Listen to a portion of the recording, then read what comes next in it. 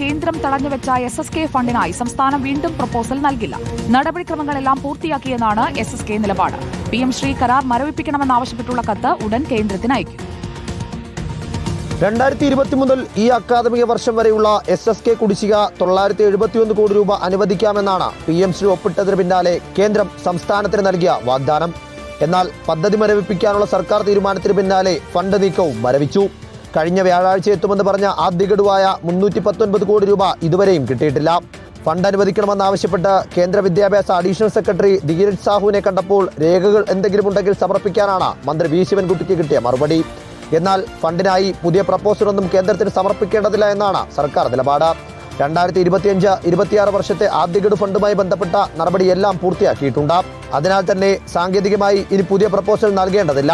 മുൻ വർഷങ്ങളിലെ കുടിശ്ശിക തുകയ്ക്കായി രേഖകൾ നൽകുന്ന കാര്യം SSK ആലോചിക്കുന്നുണ്ട്.